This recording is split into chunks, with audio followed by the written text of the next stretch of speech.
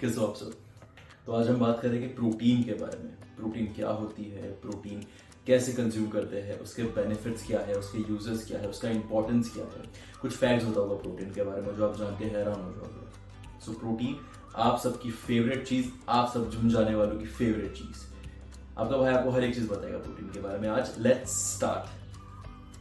So protein का definition अगर मैं आपको दूं तो उसके पहले मैं आपको ये बता दूं कि प्रोटीन एक मैक्रोन्यूट्रिएंट है। तो मैक्रोन्यूट्रिएंट क्या होता है, इसमें मैंने दो वर्ड के बारे में बताया, मैक्रोस और न्यूट्रिशन। न्यूट्रिशन जैसा कि आप सबको पता ही है, हर एक एडिबल चीज में, खाने की चीज, पीने की चीज, वो चीज जो हम ह्यूमंस, हम एनिमल्स, हम लिविंग बीइंग कंज्यूम करते हैं, उन सब के अंदर न्यूट्रिशन होता है। हर एक चीज न्यूट्रिशन से बनी होती है। जैसे कि मैंने फॉर एग्जांपल एक एप्पल खाया, उस एप्पल के अंदर जितने भी न्यूट्रिशन है वो न्यूट्रिशन मेरा बॉडी एब्जॉर्ब करेगा, उसको हर एक पार्ट्स में यूटिलाइज करेगा। सो इन शॉर्ट न्यूट्रिशन हेल्प करती है हमारे बॉडी को ग्रो होने में, सस्टेनेबिलिटी में, सर्वाइवल में एंड थ्राइविंग के लिए। हर एक चीज जो मेरे बॉडी में होती है that is because of the help of nutrition. जैसे आपको एग्जांपल देता हूँ, विटामिन सी एक न्यूट्रिशन है। अब विटामिन सी के कितने सारे बेनिफिट्स है ये आपको ऑनलाइन पता चल जाएंगे। कैरेटीन एक न्यूट्रिशन है, वो हेल्प करती है हेयर ग्रोथ में। बायोटीन भी एक न्यूट्रिशन है, वो भी हेल्प करती है हमारे स्किन केयर में, हमारे फेस इलास्टिसिटी में, हमारे हेयर ग्रोथ में। तो इसी तरीके से न्यूट्रिशन हमारे बॉडी के बहुत सारे फंक्शंस को रेगुलेट करती है। अब ये न्यूट्रिशन भी दो टाइप के होते हैं, एक होते हैं मैक्रो न्यूट्रिशन और एक होते हैं माइक्रो न्यूट्रिशन। सो मैक्रो जैसे नाम से ही पता चल रहा है, ज्यादा, बड़ा, लार्ज, और माइक्रो जैसे नाम से पता चल रहा है, छोटा, कम, स्मॉल। सो इसका सिंपल डेफिनेशन में अगर आपको दूं तो मैक्रो न्यूट्रिशन वो न्यूट्रिशन होते हैं जो हमारी बॉडी लार्ज स्केल में कंज्यूम करती है, जिसकी रिक्वायरमेंट हमारे बॉडी में लार्ज स्केल में होती है। मैक्रो न्यूट्रिशन में तीन न्यूट्रिशन आते हैं, protein, carbohydrates and fats, that's it. ये तीन न्यूट्रिशन जो है वो मैक्रो न्यूट्रिशन में आते हैं। फिर आता है माइक्रो न्यूट्रिशन। माइक्रो न्यूट्रिशन में बहुत सारे न्यूट्रिशन आते हैं, जैसे वाइटामिन हो गए, मिनरल्स हो गए, vitamin A, B12, B3, vitamin E, vitamin D, बहुत सारे विटामिन एंड मिनरल्स होते हैं जो माइक्रो न्यूट्रिशन के अंदर आते हैं। सो ये एक ओवरऑल एक्सप्लेनेशन था न्यूट्रिशन एंड मैक्रोस का। आज इस वीडियो में हम सिर्फ बात करेंगे एक पर्टिकुलर मैक्रो न्यूट्रिएंट की, जो है प्रोटीन। सो प्रोटीन के बारे में बताने से पहले मैं आपको यह बता दूं कि प्रोटीन क्या होता है, प्रोटीन का मतलब क्या होता है। सो प्रोटीन जो वर्ड है वही ग्रीक वर्ड प्रोटियोस से ओरिजिनेट हुआ था, जिसको नाम दिया था 1838 में एक स्वीडिश बंदे ने, जिसका नाम था जॉन्स बर्जीलियस। मैं उनका नाम मेंशन कर दूंगा सो दैट इन केस अगर मैं कुछ गलत प्रोनाउंस कर रहा हूँ तो आप लोग समझ सकोगे नाम क्या था। तो प्रोटियोस का ग्रीक मतलब ये होता है प्राइमरी या first. So I would agree, may be शायद से जॉनसन को यह लगा होगा कि प्रोटीन सबसे प्राइमरी मैक्रोन्यूट्रिएंट में से हो, and I am totally okay with it. For gym goers like us, protein is the most primary macronutrient. So protein का डेफिनेशन क्या है? प्रोटीन का डेफिनेशन ये है कि protein is a molecule which is made up of chain of many amino acids. इसमें मैंने दो चीजें यूज की है, एक अमाइनो एसिड और एक मॉलिक्यूल। अमाइनो एसिड को साइड में रखते हैं, let us understand what a molecule is. So a molecule is a thing, a compound जहां पे मिनिमम दो एटम्स होते हैं। सो मॉलिक्यूल को फॉर्म होने के लिए दो एटम्स चाहिए, either of the same element और आइदर फ्रॉम डिफरेंट एलिमेंट। आपको बहुत सा बेसिक एग्जांपल देता हूं, क्योंकि ये साइंटिफिक वीडियो मुझे नहीं बनाना है, मुझे ये वीडियो को जिम गोअर्स के लिए बनाना है। मॉलिक्यूल का ये मतलब होता है कि जब दो एटम्स मिलते हैं तो एक मॉलिक्यूल बनते हैं। एक मॉलिक्यूल में मिनिमम दो एटम्स चाहिए। मान के चलो ये मेरा लेफ्ट हैंड है, ये एक हाइड्रोजन का एटम है, ये भी एक हाइड्रोजन का एटम है। ये दो हाइड्रोजन के एटम एक ऑक्सीजन के एटम को मिले तो दो हाइड्रोजन के atom means H2 and oxygen means O form हुए। And what is H2O? हमने सबने बचपन में पढ़ा है कि H2O is water. So water as a molecule जो एक ऑक्सीजन के एटम से एंड दो हाइड्रोजन के एटम से बना है। So in short H2O is a molecule. So molecule का ये मतलब है, मैंने आपको एकदम सिंपल फॉर्म में बता दिया। And now A protein is a molecule which is made up of chains of amino acids। जो chain of amino acids, बहुत सारे amino acids के मिलने के बाद प्रोटीन बनता है। And now you will ask me what is amino acid? Amino acid क्या होता है? ठीक है। So amino acids are, you can say, building blocks of protein। amino acid एक organic compound है जो जब मिलता है साथ में chain form होता है।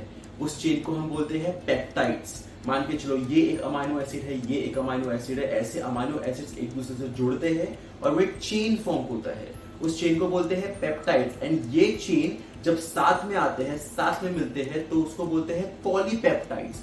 एंड प्रोटीन का दूसरा नाम पॉलीपेप्टाइड्स भी है। सो अमाइनो एसिड्स के वजह से ही प्रोटीन बनता है। जब मैं मान के चलो एक मॉलिक्यूल ऑफ प्रोटीन मैंने मेरे पेट के अंदर डाला, वो प्रोटीन मेरे पेट के अंदर गया, मेरा बॉडी उसको ब्रेक डाउन करेगा अमाइनो एसिड्स में, और फिर ये जो अमाइनो एसिड्स है ये अपना फंक्शनिंग करेंगे। अमाइनो एसिड्स के बारे में आपको कुछ और बातें मैं बताता हूं। ओवरऑल नेचर में साइंटिस्ट ने एवरेज 500 अमाइनो एसिड्स को ढूंढा है, बट प्रोटीन में सिर्फ और सिर्फ 20 अमाइनो एसिड्स ही होते हैं। 20 अमाइनो एसिड्स क्या है, वो ये है।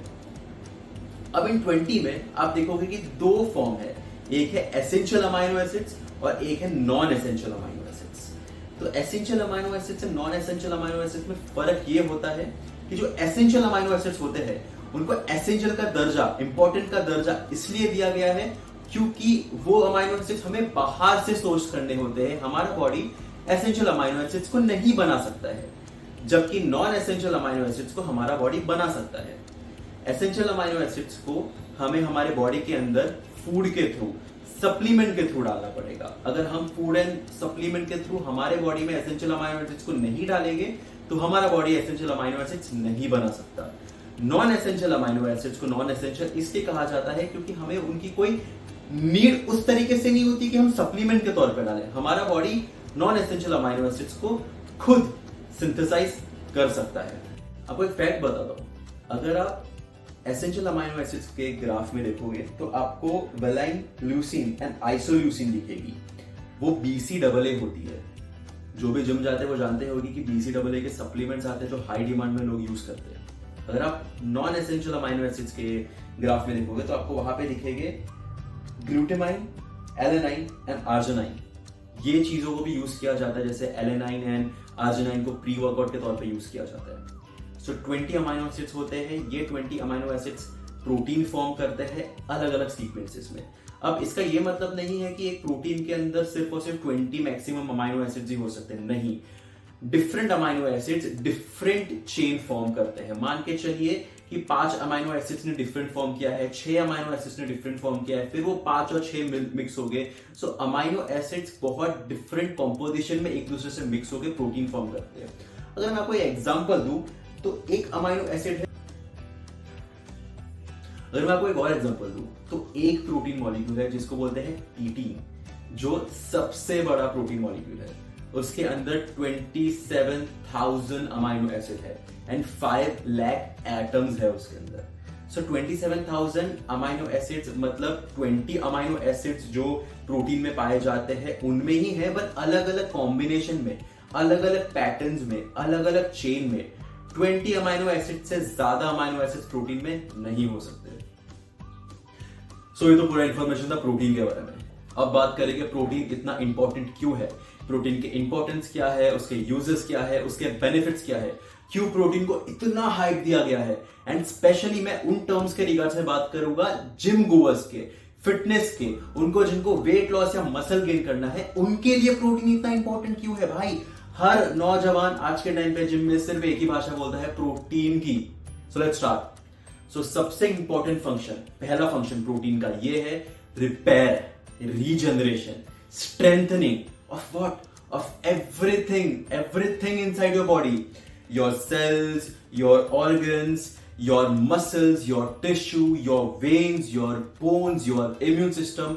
प्रोटीन आपके पूरे बॉडी के हर एक पार्ट को रिपेयर करता है, रेजुनेट करता है एंड स्ट्रेंथनिंग देता है। आप सोचो आपके बॉडी में जितने भी सेल्स है, हर एक सेल्स के अंदर प्रोटीन है, हर एक सेल के अंदर प्रोटीन मॉलिक्यूल है। जस्ट इमेजिन, प्रोटीन हर एक जगह पे है आपके बॉडी के। हम हमेशा ये कहते हैं कि मसल ट्रेनिंग करने के बाद प्रोटीन खाना चाहिए, मसल बढ़ने के लिए प्रोटीन खाना चाहिए, स्ट्रेंथ के लिए प्रोटीन खाना चाहिए। वैसा क्यों होता है, मैं आपको शॉर्ट में बताता हूं कि how protein helps in muscle growth and muscle strengthening. अभी आप मान के चलो मैंने आर्म्स मारा, ठीक है, ये आप मेरे मसल को देखो, मैं आर्म्स मार रहा हूं, मैंने बहुत हैवी आर्म्स मारा, हाई रैप आर्म्स मारा। एंड मैंने जब आर्म्स मारा तो मैंने क्या किया, मैंने इस मसल्स में टेंशन दी, टेंशन, राइट। एग्जाम्पल देखो, मान के चलो ये मसल है, ये पेपर एक मसल है। अब मैं जब इस पे टेंशन दूंगा, प्रेशर दूंगा, तो ये फटेगा, राइट। ये फट रहा है, ये टेयर हो चुका है। एग्जाम्पल देता हूं कि ये पेज जो है ये मेरा बाइसेप्स का मसल है। जब मैंने इससे प्रेशर दिया तो ये टेयर अप हुआ। अब इसके टेयर अप होने में क्या हुआ, ये तो टेयर हो चुका है, बट इससे स्ट्रेंथ एंड इससे साइज कैसे ग्रो होगा? तब आता है काम अमाइनो एसिड्स का, जो प्रोटीन के अंदर होते हैं। एग्जाम्पल, जब ये टेयर हुआ मसल्स इसका मेरे कांस्टेंट प्रेशर एंड टेंशन से, तो जो मैंने प्रोटीन कंज्यूम किया है उसके अंदर जो अमाइनो एसिड्स होंगे वो यहां पे जाके इसको रिपेयर करेंगे, क्योंकि अमाइनो एसिड्स एंड प्रोटीन का काम ही होता है, जैसे मैंने आपको बताया था, रिपेयर करना। जब वो यहाँ के मसल फाइबर्स को रिपेयर करेंगे तो वो रिपेयर के साथ साथ उसको और थिक भी बनाएंगे, उसको और स्ट्रॉन्ग भी बनाएंगे, ताकि नेक्स्ट टाइम सेम इंपैक्ट से मेरा मसल फिर से टेयर अप ना हो। तब जाके हमारा muscles strong and size increase होती है।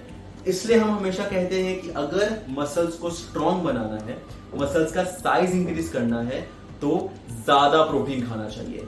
अभी एक नॉर्मल बंदे के हिसाब से जो अपने मसल्स को उस तरीके से टेयर नहीं कर रहा है, उसके लिए एक बेसिक अमाउंट ऑफ प्रोटीन जो एफडीए ने रेगुलेट किया है, जो बहुत सारे हेल्थ ऑर्गेनाइजेशंस है उन्होंने रेगुलेट किया है, तो वो खा सकता है, क्योंकि उसका मसल बेसिक है, टेयर नहीं है, बॉडी को ज्यादा रिक्वायरमेंट नहीं है अमाइनो एसिड्स की। बट जो जिम गोअर्स होते हैं उनको रिक्वायरमेंट मसल्स पे ज्यादा होती है, बॉडी पे ज्यादा होती है, क्योंकि उनका बॉडी ज्यादा डैमेज लेता है, उनके बॉडी को ज्यादा हीलिंग की जरूरत होती है। अब कितना प्रोटीन खाना चाहिए, क्या प्रोटीन खाना चाहिए, ये मैं अभी आपको बताऊंगा। फिलहाल हम इंपॉर्टेंस की बात कर रहे हैं। सेकेंड एक चीज जो प्रोटीन का काफी यूजफुल है वो है प्रॉपर बैलेंस रखना। प्रोटीन डेफिशिएंसी की वजह से ज्यादा नुकसान हो सकता है आपको। जैसे फॉर एग्जांपल एक अमाइनो एसिड है एल्ब्यूमिन करके, अगर वो अमाइनो एसिड हमारे बॉडी में रहेगा ही नहीं, वो हमारे बॉडी में है ही नहीं, तो उससे हमारी बॉडी में स्वेलिंग हो जाएगी। उसी तरीके से जो 20 अमाइनो एसिड्स के बारे में मैंने आपको बताया, उसमें से आप मान के चलो किसी चीज को आपने डिडक्ट कर दिया, माइनस कर दिया, जैसे मान के चलो एलएनएन हमारे बॉडी में है ही नहीं, नाइट्रिक्स ऑक्साइड की इश्यूज हो जाएंगे हमारी बॉडी में, क्योंकि नाइट्रिक्स ऑक्साइड बैलेंस डिस्टर्ब हो जाएगा। तो कई बार प्रोटीन के बैलेंस प्रॉपर ना होने की वजह से हमारे बॉडी का जो बैलेंस है वो भी ऊपर नीचे हो जाता है। एक और आपको अगर मैं एग्जांपल दूं तो कैरेटीन भी एक प्रोटीन है जो हमारे नेल्स और हमारे हेयर दोनों के ग्रोथ में यूजफुल होता है। तो उसी तरीके से कैरेटीन लेवल हमारे बॉडी में कम हो जाएगा तो फिर क्या होगा, ऑब्वियसली हेयर ग्रोथ या नेल ग्रोथ पे इंपैक्ट पड़ेगा। तो ये भी एक प्रोटीन का सबसे इंपॉर्टेंट यूजफुल बेनिफिट होता है कि अगर बैलेंस कम है प्रोटीन का तो हमारे बॉडी में इश्यूज आने चालू हो जाएंगे। सो नेक्स्ट है सोर्सेज ऑफ प्रोटीन। कौन से सोर्सेज बेस्ट होते हैं और आपको प्रोटीन कितना खाना चाहिए। सिर्फ प्रोटीन को अगर हम बाइफर्केट करें तो प्रोटीन के दो टाइप्स होते हैं, एक होते हैं कंप्लीट प्रोटीन और एक होते हैं incomplete protein. I would prefer कि आप हमेशा ज्यादातर चूज करिए कि आप कंप्लीट प्रोटीन सोर्सेज की तरफ में जा सको। कंप्लीट प्रोटीन का मतलब ये होता है, जैसे मैंने आपको बताया था, अमाइनो एसिड्स दो टाइप के होते हैं, राइट, एक एसेंशियल और एक non essential. So complete protein वो टाइप के प्रोटीन होते हैं जिसमें 9 के 9 एसेंशियल अमाइनो एसिड्स होते हैं, एंड इनकम्प्लीट प्रोटीन वो टाइप के प्रोटीन होते हैं जिनमें 9 के 9 एसेंशियल अमाइनो एसिड्स नहीं होते हैं। अगर मैं आपको एग्जांपल दूं तो ये आपके स्क्रीन में एग्जांपल है कि कंप्लीट प्रोटीन सोर्सेज कौन से हैं एंड इनकम्प्लीट प्रोटीन सोर्सेज कौन से है।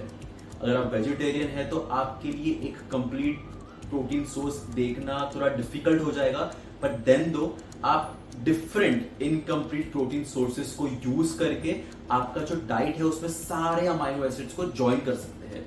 अगर कभी आपको ऐसा लगता है कि नहीं मेरे बॉडी में कुछ अमाइनो एसिड्स की डेफिशिएंसी है, आप प्रॉपर अमाइनो एसिड्स टेस्ट करवा के अपने बॉडी का जो आपको लगता है कि आपके बॉडी में डेफिशिएंसी है उसको सप्लीमेंटिंग भी कर सकते हैं, सप्लीमेंट के थ्रू आप उसको ले भी सकते हैं। यूजुअली अगर आपका डाइट वेल बैलेंस होगा तो जितने भी इनकम्प्लीट प्रोटीन सोर्सेज आप ले रहे हो, अगर आप 6-7 डिफरेंट इनकम्प्लीट प्रोटीन सोर्सेज भी लेते हो वेज में, तो भी आपका जो ओवरऑल अमाइनो एसिड बैलेंस है वो 110% कंप्लीट हो जाएगा। फिर भी आप एक टेस्ट करा सकते हो अगर आपको टेस्ट कराना है तो। प्रोटीन जो मैक्रो है, अगर हम उसके प्योर कैलोरीज की बात करें तो 1 ग्राम प्रोटीन में 4 कैलोरीज होती है। 4 कैलोरीज होती है, एंड 1 ग्राम फैट में 9 कैलोरीज होती है, एंड 1 ग्राम कार्ब्स में भी 4 कैलोरीज होती है। तो कार्ब्स एंड फैट्स के बारे में हम बाद में बात करेंगे। अभी प्रोटीन कितना लेना चाहिए, क्या लेना चाहिए, ये बहुत ही सब्जेक्टिव चीज है। ये मेरे लिए डिफरेंट होगी, ये आपके लिए डिफरेंट होगी, ये आपके मॉम के लिए डिफरेंट होगी, आपके डैड के लिए डिफरेंट होगी। प्रोटीन का रिक्वायरमेंट कितना होना चाहिए बॉडी में, ये बहुत चीजों के ऊपर से इंपैक्ट पड़ता है। जैसे अगर आपको मैं मेरी बात बताऊं तो मेरा जो प्रोटीन रिक्वायरमेंट है वो 2.2 है कंपेयर टू माय वजन इन केजीज। जैसे अगर मेरा वजन 70 है तो मैं 70 को मल्टीप्लाई करूंगा 2.2 से, जो वैल्यूएशन आता है मैं उतना प्रोटीन लेता हूं, क्योंकि फिलहाल मुझे मेरे बॉडी में उस तरीके से रिक्वायरमेंट है। किसी को वेट लॉस करना है तो उसका प्रोटीन रिक्वायरमेंट डिफरेंट होगा।